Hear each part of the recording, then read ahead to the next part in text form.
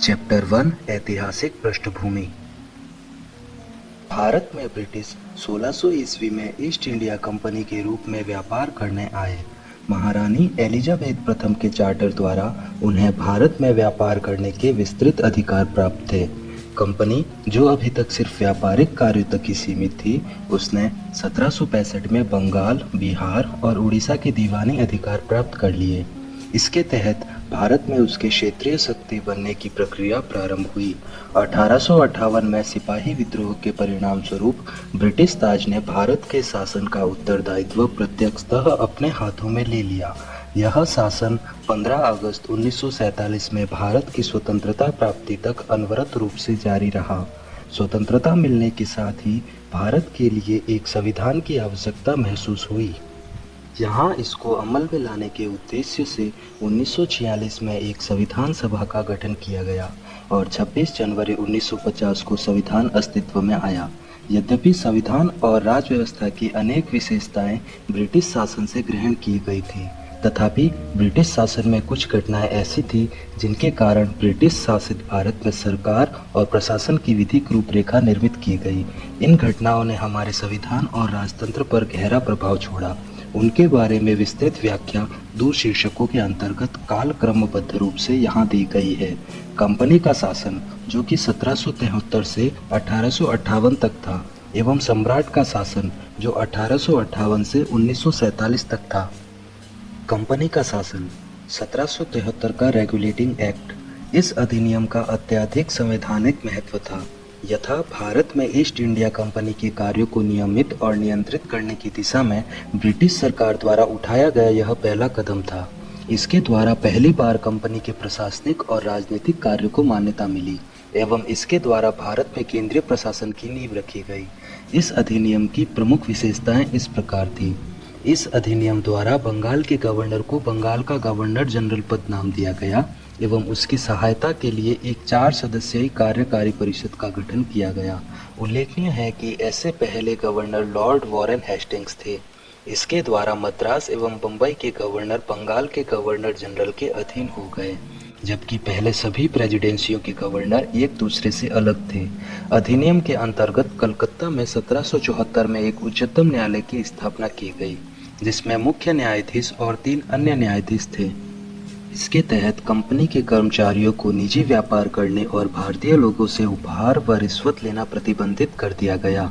इस अधिनियम के द्वारा ब्रिटिश सरकार का कोर्ट ऑफ डायरेक्टर्स के माध्यम से कंपनी पर नियंत्रण सशक्त हो गया। इसने भारत में इसके राजस्व, नागरिक और सैन्य मामलों की जानकारी ब्रिटिश सरकार को देना आवश्यक कर दिया। 1781 का संशोधन अधिनियम, amending act of 1781। Regulating act of 1773 की खामियों को ठीक करने के लिए ब्रिटिश संसद ने अमेंडिंग एक्ट ऑफ 1781 पारित किया, जिसे बंदोबस्त कानून, एक्ट ऑफ सेटलमेंट के नाम से भी जाना जाता है। इस कानून की विशेषताएं निम्नलिखित थी। इस कानून ने गवर्नर जनरल तथा काउंसिल को सर्वोच्च न्यायालय के क्षेत्राधिकार से बरी अथवा मुक्त कर दिया, उनके ऐसे कृत्यों के लिए जो उन्होंने पद धारण के अधिकार से किए थे। उसी प्रकार कंपनी के सेवकों को भी उनकी कार्य के दौरान की गई कार्यवाहियों के लिए सर्वोच्च न्यायालय के क्षेत्राधिकार से मुक्त कर दिया गया। इस कानून में राजस्व संबंधी मामलों तथा राजस्व वसूली से जुड़े मामलों को भी सर्वोच्च न्यायालय के क्षेत्राधिकार के बाहर कर दिया गया। इस कानून द्वारा कलकत्ता के सभी निवासियों को सर्वोच्च न्यायालय के अधिकार क्षेत्र के अंतर्गत कर दिया गया। इसमें यह भी व्यवस्था बनाई गई कि न्यायालय हिंदुओं के निजी कानून के हिसाब से हिंदुओं तथा मुसलमानों के इस निजी कानून के हिसाब से मुसलमानों के वाद या मामले तय करे। इस कानून द्वारा यह व्यवस्था भी की गई कि प्रांतीय न्यायालयों की appeal governor general in council के यहाँ दायर हो, न कि सर्वोच्च न्यायालय में। इस कानून में गवर्नर जनरल इन काउंसिल को प्रांतीय न्यायालयों एवं काउंसिलों के लिए नियम विनियम बनाने के लिए अधिकृत किया गया। 1786 का अधिनियम, एक्ट ऑफ 1786। 1786 में लॉर्ड कॉर्नवालिस को बंगाल का गवर्नर जनरल नियुक्त किया गया। उसने यह पद स्वीकार करने के लिए 2 शर्तें या मांगे रखी। पहली, उसे विशेष मामलों में अपनी काउंसिल के निर्णयों को अधिभावी करने अथवा न मानने का अधिकार हो। दूसरी, उसे सेनापति अथवा कमांडर इन चीफ का पद भी दिया जाए। उपरोक्त शर्तों को 1786 के कानून में प्रावधानों के रूप में जोड़ा गया। 1793 का चार्टर कानून, चार्टर एक्ट ऑफ 1793। इस कानून की निम्नलिखित विशेषताएं थी। इसने लॉर्ड कॉर्नवालिस को दी काउंसिल के निर्णयों के ऊपर अधिभावी शक्ति को भविष्य के सभी गवर्नर जनरलों एवं प्रेसिडेंसियों के गवर्नरों तक विस्तारित कर दिया। इसने गवर्नर जनरल को अधीनस्थ बॉम्बे और मद्रास प्रेसिडेंसी की सरकारों के ऊपर अधिक नियंत्रणकारी शक्ति प्रदान की। इसने भारत पर व्यापार के एकाधिकार को अगले 20 वर्षों की अवधि के लिए बढ़ा दिया। इसने कमांडर इन चीफ के गवर्नर जनरल काउंसिल के सदस्य होने की अनिवार्यता समाप्त कर दी, बशर्ते कि उसे उसी रूप में नियुक्त किया गया हो। इसने व्यवस्था दी कि बोर्ड ऑफ कंट्रोल के सदस्यों तथा उनके कर्मचारियों को भारतीय राजस्व में से ही भुगतान किया जाएगा। चार्टर कानून 1813। इस कानून ने भारत में कंपनी के व्यापार एकाधिकार को समाप्त कर दिया, यानी भारतीय व्यापार को सभी ब्रिटिश व्यापारियों के लिए खोल दिया गया। तब भी इस कानून ने चाय के व्यापार तथा चीन के साथ व्यापार में कंपनी के एकाधिकार को बहाल रखा। इस कानून ने भारत में कंपनी शासित क्षेत्रों पर ब्रिटेन के राजा की प्रभुता को प्रकट व स्थापित किया। इस कानून ने ईसाई मिशनरियों को भारत आकर लोगों को प्रबुद्ध करने की अनुमति प्रदान की। इस कानून ने भारत के ब्रिटिश इलाकों में बाशिंदों के बीच पश्चिमी शिक्षा के प्रचार प्रसार की व्यवस्था दी। इस कानून ने भारत की स्थानीय सरकारों को व्यक्तियों पर कर लगाने के लिए अधिकृत किया। कर भुगतान नहीं करने पर दंड की व्यवस्था की। 1784 का Pitt's India act. Regulating act 1773 की कमियों को दूर करने के लिए ब्रिटिश संसद ने एक संशोधित अधिनियम 1781 में पारित किया, जिसे एक्ट ऑफ सेटलमेंट के नाम से भी जाना जाता है। इसके बाद एक अन्य महत्वपूर्ण अधिनियम पिट्स इंडिया एक्ट 1784 में अस्तित्व में आया। इस अधिनियम की विशेषताएं इस प्रकार थी। इसने कंपनी के राजनीतिक और वाणिज्यिक कार्यों को पृथक पृथक कर दिया। इसने निदेशक मंडल को कंपनी के व्यापारिक मामलों के अधीक्षण की अनुमति तो दी, लेकिन राजनीतिक मामलों के प्रबंधन के लिए नियंत्रण बोर्ड नाम से एक नए निकाय का गठन कर दिया। इस प्रकार द्वैध शासन की व्यवस्था का आरंभ किया गया। नियंत्रण बोर्ड को यह शक्ति थी कि वह ब्रिटिश नियंत्रित भारत में सभी नागरिक, सैन्य, सरकार व राजस्व गतिविधियों का अधीक्षण एवं नियंत्रण करे। इस प्रकार यह अधिनियम दो कारणों से महत्वपूर्ण था। पहला, भारत में कंपनी के अधीन क्षेत्र को पहली बार ब्रिटिश आधिपत्य का क्षेत्र कहा गया। दूसरा, ब्रिटिश सरकार को भारत में कंपनी के कार्यों और इसके प्रशासन पर पूर्ण नियंत्रण प्रदान किया गया। 1833 का चार्टर अधिनियम। ब्रिटिश भारत के केंद्रीयकरण की दिशा में यह अधिनियम निर्णायक कदम था। इस अधिनियम की विशेषताएं इस प्रकार थी। इसने बंगाल के गवर्नर जनरल को भारत का गवर्नर जनरल बना दिया, जिसमें सभी नागरिक और सैन्य शक्तियां निहित थी। इस प्रकार इस अधिनियम ने पहली बार एक ऐसी सरकार का निर्माण किया जिसका ब्रिटिश कब्जे वाले संपूर्ण भारतीय क्षेत्र पर पूर्ण नियंत्रण था। लॉर्ड विलियम बेंटिंक भारत के प्रथम गवर्नर जनरल थे।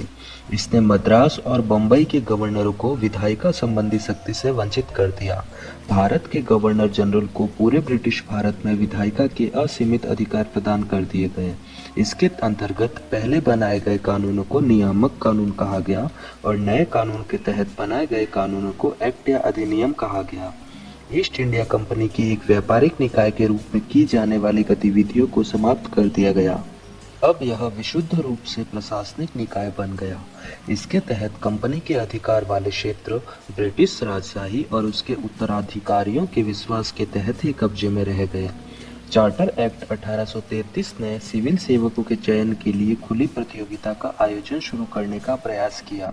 इसमें कहा गया कि कंपनी में भारतीयों को किसी पद, कार्यालय और रोजगार को हासिल करने से वंचित नहीं किया जाएगा। हालांकि बोर्ड ऑफ डायरेक्टर्स के विरोध के कारण इस प्रावधान को समाप्त कर दिया गया। 1853 का चार्टर अधिनियम। 1793 से 1853 के दौरान ब्रिटिश संसद द्वारा पारित किए गए चार्टर अधिनियमों की श्रृंखला में यह अंतिम अधिनियम था। संवैधानिक विकास की दृष्टि से यह अधिनियम एक महत्वपूर्ण अधिनियम था। इस अधिनियम की विशेषताएं इस प्रकार थी। इसने पहली बार गवर्नर जनरल की परिषद के विधायी एवं प्रशासनिक कार्यों को अलग कर दिया। इसके तहत परिषद में 6 नए पार्षद और जोड़े गए। इन्हें विधान पार्षद कहा गया। दूसरे शब्दों में इसने गवर्नर जनरल के लिए नई विधान परिषद का गठन किया। जिसे भारतीय केंद्रीय विधान परिषद कहा गया। परिषद की इस शाखा ने छोटी संसद की तरह कार्य किया। इसमें वही प्रक्रियाएं अपनाई गई जो ब्रिटिश संसद में अपनाई जाती थी। इस प्रकार विधायिका को पहली बार सरकार के विशेष कार्य के रूप में जाना गया, जिसके लिए विशेष मशीनरी और प्रक्रिया की जरूरत थी। इसने सिविल सेवकों की भर्ती एवं चयन हेतु खुली प्रतियोगिता व्यवस्था का आरंभ किया। इस प्रकार विशिष्ट सिविल सेवा भारतीय नागरिकों के लिए भी खोल दी गई और इसके लिए 1854 में मैकाले समिति की नियुक्ति की गई। इसने कंपनी के शासन को विस्तारित कर दिया और भारतीय क्षेत्र को इंग्लैंड राजशाही के विश्वास के तहत कब्जे में रखने का अधिकार दिया। लेकिन पूर्व अधिनियमों के विपरीत इसमें किसी निश्चित समय का निर्धारण नहीं किया गया। इससे स्पष्ट था कि संसद द्वारा कंपनी का शासन किसी भी समय समाप्त किया जा सकता था। इसने प्रथम बार भारतीय केंद्रीय विधान परिषद में स्थानीय प्रतिनिधित्व प्रारंभ किया। गवर्नर जनरल की परिषद में 6 नए सदस्यों में से 4 का चुनाव बंगाल, मद्रास, बम्बई और आगरा की स्थानीय प्रांतीय सरकारों द्वारा किया जाना था। ताज का शासन 1858 से 1947 तक। 1858 का भारत सरकार अधिनियम। इस महत्वपूर्ण कानून का निर्माण 1857 के विद्रोह के बाद किया गया, जिसे भारत का प्रथम स्वतंत्रता संग्राम या सिपाही विद्रोह भी कहा जाता है। भारत के शासन को अच्छा बनाने वाले अधिनियम नाम के इस प्रसिद्ध कानून ने ईस्ट इंडिया कंपनी को समाप्त कर दिया और गवर्नरों, क्षेत्रों और राजस्व संबंधी शक्तियां ब्रिटिश राजशाही को हस्तांतरित कर दी। इस अधिनियम की विशेषताएं इस प्रकार थी। इसके तहत भारत का शासन सीधे महारानी विक्टोरिया के अधीन चला गया। गवर्नर जनरल का पद नाम बदलकर भारत का वायसराय कर दिया गया। वह भारत में ब्रिटिश ताज का प्रत्यक्ष प्रतिनिधि बन गया। लॉर्ड कैनिंग भारत के प्रथम वायसराय बने। इस अधिनियम ने नियंत्रण बोर्ड और निदेशक कोर्ट समाप्त कर भारत में शासन की द्वैत प्रणाली समाप्त कर दी। एक नए पद भारत के राज्य सचिव का सृजन किया गया, जिसमें भारतीय प्रशासन पर संपूर्ण नियंत्रण की शक्ति निहित थी। यह सचिव ब्रिटिश कैबिनेट का सदस्य था और अंततः ब्रिटिश संसद के प्रति उत्तरदायी था। भारत सचिव की सहायता के लिए 15 सदस्यीय परिषद का गठन किया गया, जो एक सलाहकार परिषद थी। परिषद का अध्यक्ष भारत सचिव को बनाया गया। इस कानून के तहत भारत सचिव की परिषद का गठन किया गया, जो एक निगमित निकाय थी और जिसे भारत और इंग्लैंड में मुकदमा करने का अधिकार था। इस पर भी मुकदमा किया जा सकता था। 1858 के कानून का प्रमुख उद्देश्य प्रशासनिक मशीनरी में सुधार था, जिसके माध्यम से इंग्लैंड में भारतीय सरकार का अधीक्षण और उसका नियंत्रण हो सकता था। इसने भारत में प्रचलित शासन प्रणाली में कोई विशेष परिवर्तन नहीं किया। 1861 का भारत परिषद अधिनियम। 1857 की महान क्रांति के बाद ब्रिटिश सरकार ने महसूस किया कि भारत में शासन चलाने के लिए भारतीयों का सहयोग लेना आवश्यक है। इस सहयोग नीति के तहत ब्रिटिश संसद ने 1861, 1892 और 1909 में 3 नए अधिनियम पारित किए। 1861 का भारत परिषद अधिनियम भारतीय संवैधानिक और राजनीतिक इतिहास में एक महत्वपूर्ण अधिनियम था। इस अधिनियम की विशेषताएं इस प्रकार थी। इसके द्वारा कानून बनाने की प्रक्रिया में भारतीय प्रतिनिधियों को शामिल करने की शुरुआत हुई। इस प्रकार वायसराय कुछ भारतीयों को विस्तारित परिषद में गैर सरकारी सदस्यों के रूप में नामांकित कर सकता था। 1862 में लॉर्ड कैनिंग ने 3 भारतीयों, बनारस के राजा, पटियाला के महाराजा और सर दिनकर राव को विधान परिषद में मनोनीत किया। इस अधिनियम ने मद्रास और बम्बई प्रेसिडेंसियों को विधायी शक्तियां पुनः देकर विकेंद्रीकरण की प्रक्रिया की शुरुआत की। इस प्रकार इस अधिनियम ने रेगुलेटिंग एक्ट 1773 द्वारा शुरू हुई केंद्रीयकरण की प्रवृत्ति को उलट दिया, जो 1833 के चार्टर अधिनियम के साथ ही अपने चरम पर पहुंच गई थी। इस विधायी विकास की नीति के कारण 1937 तक प्रांतों को संपूर्ण आंतरिक स्वायत्तता हासिल हो गई। बंगाल, उत्तर पश्चिम सीमा प्रांत और पंजाब में क्रमशः 1862, 1866 और 1897 में विधान परिषदों का गठन हुआ। इसने वायसराय को परिषद में कार्य संचालन के लिए अधिक नियम और आदेश बनाने की शक्तियां प्रदान की। इसने लॉर्ड कैनिंग द्वारा 1859 में प्रारंभ की गई पोर्टफोलियो प्रणाली को भी मान्यता दी। इसके अंतर्गत वायसराय की परिषद का एक सदस्य एक या अधिक सरकारी विभागों का प्रभारी बनाया जा सकता था। उसे इस विभाग में काउंसिल की ओर से अंतिम आदेश पारित करने का अधिकार था। उसने वायसराय को आपातकाल में बिना काउंसिल की संस्तुति के अध्यादेश जारी करने के लिए अधिकृत किया। ऐसे अध्यादेश की अवधि मात्र 6 माह होती थी। 1892 का भारत परिषद अधिनियम। इस अधिनियम की विशेषताएं इस प्रकार थी। इसके माध्यम से केंद्रीय और प्रांतीय विधान परिषदों में अतिरिक्त सदस्यों की संख्या बढ़ाई गई। हालांकि बहुमत सरकारी सदस्यों का ही रहता था। इसने विधान परिषदों के कार्यों में वृद्धि कर उन्हें बजट पर बहस करने और कार्यपालिका के प्रश्नों का उत्तर देने के लिए अधिकृत किया। इसमें केंद्रीय विधान परिषद और बंगाल चैम्बर ऑफ कॉमर्स में गैर सरकारी सदस्यों के नामांकन के लिए वायसराय की शक्तियों का प्रावधान था। इसके अलावा प्रांतीय विधान परिषदों में गवर्नर को जिला परिषद, नगर पालिका, विश्वविद्यालय, व्यापार संघ, जमींदारों और चैम्बर ऑफ कॉमर्स की सिफारिशों पर गैर सरकारी सदस्यों को नियुक्त करने की शक्ति थी। इस अधिनियम ने केंद्रीय और प्रांतीय विधान परिषदों दोनों में गैर सरकारी सदस्यों की नियुक्ति के लिए एक समिति और परोक्ष रूप से चुनाव का प्रावधान किया। हालांकि चुनाव शब्द का अधिनियम में प्रयोग नहीं हुआ था, इसे निश्चित निकायों की सिफारिश पर की जाने वाली नामांकन की प्रक्रिया कहा गया। 1909 का भारत परिषद अधिनियम। इस अधिनियम को मार्ले मिंटो सुधार के नाम से भी जाना जाता है। उस समय लॉर्ड मार्ले इंग्लैंड में भारत के राज्य सचिव थे और लॉर्ड मिंटो भारत में वायसराय थे। इस अधिनियम की विशेषताएं इस प्रकार थी। इसने केंद्रीय और प्रांतीय विधान परिषदों के आकार में काफी वृद्धि की। केंद्रीय परिषद में इनकी संख्या 16 से 60 हो गई। प्रांतीय विधान परिषदों में इनकी संख्या एक समान नहीं थी। इसने केंद्रीय परिषद में सरकारी बहुमत को बनाए रखा, लेकिन प्रांतीय परिषदों में गैर सरकारी सदस्यों के बहुमत की अनुमति थी। इसने दोनों स्तरों पर विधान परिषदों के कार्यों का दायरा बढ़ाया। उदाहरण के तौर पर अनुपूरक प्रश्न पूछना, बजट पर संकल्प रखना आदि। इस अधिनियम के अंतर्गत पहली बार किसी भारतीय को वायसराय और गवर्नर की कार्य परिषद के साथ एसोसिएशन बनाने का प्रावधान किया गया। सत्येंद्र प्रसन्न सिन्हा वायसराय की कार्यपालिका परिषद के प्रथम भारतीय सदस्य बने। उन्हें विधि सदस्य बनाया गया था।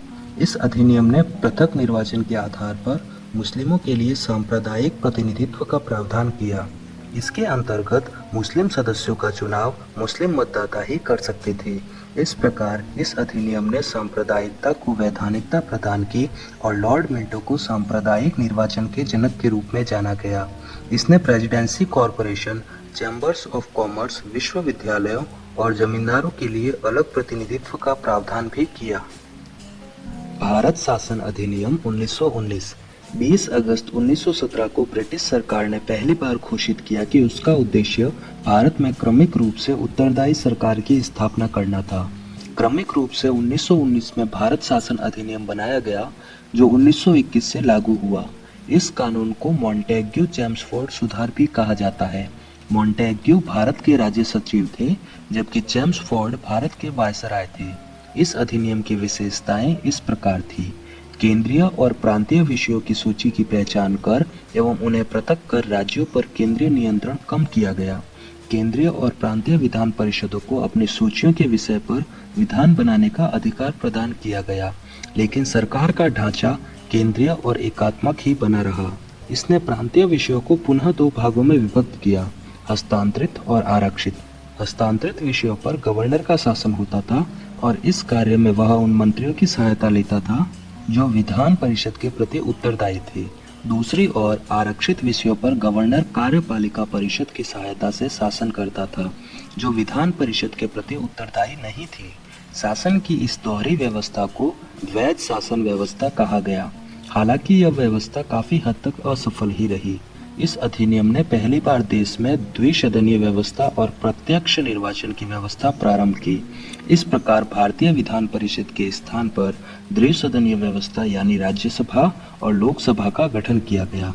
दोनों सदनों के बहुसंख्यक सदस्यों को प्रत्यक्ष निर्वाचन के माध्यम से निर्वाचित किया जाता था। इसके अनुसार वायसराय की कार्यकारी परिषद के 6 सदस्यों में से 3 सदस्यों का भारतीय होना आवश्यक था। इसने सांप्रदायिक आधार पर सिखों, भारतीय ईसाइयों, आंग्लो भारतीयों और यूरोपियों के लिए भी पृथक निर्वाचन के सिद्धांत को विस्तारित कर दिया। इस कानून ने संपत्ति, कर या शिक्षा के आधार पर सीमित संख्या में लोगों को मताधिकार प्रदान किया। इस कानून ने लंदन में भारत के उच्चायुक्त के कार्यालय का सृजन किया और अब तक भारत सचिव द्वारा किए जा रहे कुछ कार्यों को उच्चायुक्त को स्थानांतरित कर दिया गया। इससे एक लोक सेवा आयोग का गठन किया गया अतः 1926 में सिविल सेवकों की भर्ती के लिए केंद्रीय लोक सेवा आयोग का गठन किया गया।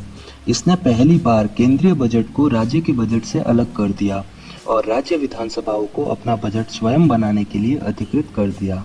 इसके अंतर्गत एक वैधानिक आयोग का गठन किया गया जिसका कार्य 10 वर्ष बाद जांच करने के बाद अपनी रिपोर्ट प्रस्तुत करना था। साइमन आयोग ब्रिटिश सरकार ने नवंबर 1927 में यानी निर्धारित समय से 2 वर्ष पूर्व ही नए संविधान में भारत की स्थिति का पता लगाने के लिए सर जॉन साइमन के नेतृत्व में 7 सदस्यीय वैधानिक आयोग के गठन की घोषणा की। आयोग के सभी सदस्य ब्रिटिश थे, इसलिए सभी दलों ने इसका बहिष्कार किया। आयोग ने 1930 में अपनी रिपोर्ट पेश की तथा द्वैध शासन प्रणाली, राज्यों में सरकारों का विस्तार, ब्रिटिश भारत के संघ की स्थापना एवं सांप्रदायिक निर्वाचन व्यवस्था को जारी रखने आदि की सिफारिशें की। आयोग के प्रस्तावों पर विचार करने के लिए ब्रिटिश सरकार ने ब्रिटिश सरकार, ब्रिटिश भारत और भारतीय रियासतों के प्रतिनिधियों के साथ 3 गोलमेज सम्मेलन किए। इन सम्मेलनों में हुई चर्चा के आधार पर संवैधानिक सुधारों पर एक श्वेत पत्र तैयार किया गया, जिसे विचार के लिए ब्रिटिश संसद की संयुक्त प्रवर समिति के समक्ष रखा गया। इस समिति की सिफारिशों को भारत परिषद अधिनियम 1935 में शामिल कर दिया गया। सांप्रदायिक अवार्ड ब्रिटिश प्रधानमंत्री रैमजे मैकडोनाल्ड ने अगस्त 1932 में अल्पसंख्यकों के प्रतिनिधित्व पर एक योजना की घोषणा की। इसे कम्युनल अवार्ड या सांप्रदायिक अवार्ड के नाम से जाना गया। अवार्ड ने न सिर्फ मुस्लिमों, सिख, ईसाई, यूरोपियनों और आंग्ल भारतीयों के लिए अलग अलग निर्वाचन व्यवस्था का विस्तार किया, बल्कि इसे दलितों के लिए भी विस्तारित कर दिया गया। दलितों के लिए अलग निर्वाचन व्यवस्था से गांधी बहुत व्यथित हुए और उन्होंने अवार्ड में संशोधन के लिए पुणे की यरवदा जेल में अनशन प्रारंभ कर दिया। अंततः कांग्रेस नेताओं और दलित नेताओं के बीच एक समझौता हुआ, जिसे पुणे समझौता के नाम से जाना गया। इसमें संयुक्त हिंदू निर्वाचन व्यवस्था को बनाए रखा गया और दलितों के लिए स्थान भी आरक्षित कर दिए गए। भारत शासन अधिनियम 1935। यह अधिनियम भारत में पूर्ण उत्तरदायी सरकार के गठन में एक मील का पत्थर साबित हुआ। यह एक लंबा और विस्तृत दस्तावेज था, जिसमें 321 धाराएं और 10 अनुसूचियां थीं। इस अधिनियम की विशेषताएं इस प्रकार थी। इसने अखिल भारतीय संघ की स्थापना की, जिसमें राज्य और रियासतों को एक इकाई की तरह माना गया।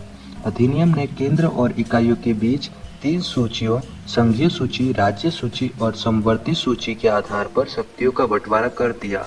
अवशिष्ट शक्तियां वायसराय को दे दी गई। हालांकि यह संघीय व्यवस्था कभी अस्तित्व में नहीं आई, क्योंकि देशी रियासतों ने इसमें शामिल होने से इनकार कर दिया। इसने प्रांतों में द्वैध शासन व्यवस्था समाप्त कर दी तथा प्रांतीय स्वायत्तता का शुभारंभ किया। राज्यों को अपने दायरे में रहकर स्वायत्त तरीके से 3 पृथक क्षेत्रों में शासन का अधिकार दिया गया। इसके अतिरिक्त अधिनियम ने राज्यों में उत्तरदायी सरकार की स्थापना की, यानी गवर्नर को राज्य विधान परिषदों के लिए उत्तरदायी मंत्रियों की सलाह पर काम करना आवश्यक था। यह व्यवस्था 1937 में शुरू की गई और 1939 में इसे समाप्त कर दिया गया। इसने केंद्र में द्वैध शासन प्रणाली का आरंभ किया। परिणामतः संघीय विषयों को स्थानांतरित और आरक्षित विषयों में विभक्त करना पड़ा। हालांकि यह प्रावधान कभी लागू नहीं हो सका। इसने 11 राज्यों में से 6 राज्यों में द्विसदनीय व्यवस्था प्रारंभ की। इस प्रकार बंगाल, बम्बई, मद्रास, बिहार, संयुक्त प्रांत और असम में द्विसदनीय विधान परिषद और विधानसभा बन गई। हालांकि इन पर कई प्रकार के प्रतिबंध थे। इसने दलित जातियों, महिलाओं और मजदूर वर्ग के लिए अलग से निर्वाचन की व्यवस्था कर सांप्रदायिक प्रतिनिधित्व व्यवस्था का विस्तार किया। इसने भारत शासन अधिनियम 1858 द्वारा स्थापित भारत परिषद को समाप्त कर दिया। इंग्लैंड में भारत सचिव को सलाहकारों की टीम मिल गई। इसने मताधिकार का विस्तार किया। लगभग 10% जनसंख्या को मत का अधिकार मिल गया। इसके अंतर्गत देश की मुद्रा और साख पर नियंत्रण के लिए भारतीय रिजर्व बैंक की स्थापना की गई। इसने न केवल संघीय लोक सेवा आयोग की स्थापना की, बल्कि प्रांतीय लोक सेवा आयोग और 2 या 2 से अधिक राज्यों के लिए संयुक्त सेवा आयोग की स्थापना भी की। इसके तहत 1937 में संघीय न्यायालय की स्थापना हुई। भारतीय स्वतंत्रता अधिनियम 1947। 20 फरवरी 1947 को ब्रिटिश प्रधानमंत्री क्लेमेंट एटली ने घोषणा की कि 30 जून 1947 को भारत में ब्रिटिश शासन समाप्त हो जाएगा। इसके बाद सत्ता उत्तरदायी भारतीय हाथों में सौंप दी जाएगी। इस घोषणा पर मुस्लिम लीग ने आंदोलन किया और भारत के विभाजन की बात कही। 3 जून 1947 को ब्रिटिश सरकार ने फिर स्पष्ट किया कि 1946 में गठित संविधान सभा द्वारा बनाया गया संविधान उन क्षेत्रों पर लागू नहीं होगा जो इसे स्वीकार नहीं करेंगे। उसी दिन 3 जून 1947 को वायसराय लॉर्ड माउंटबेटन ने विभाजन की योजना पेश की, जिसे माउंटबेटन योजना कहा गया। इस योजना को कांग्रेस और मुस्लिम लीग ने स्वीकार कर लिया। इस प्रकार भारतीय स्वतंत्रता अधिनियम 1947 बनाकर उसे लागू कर दिया गया।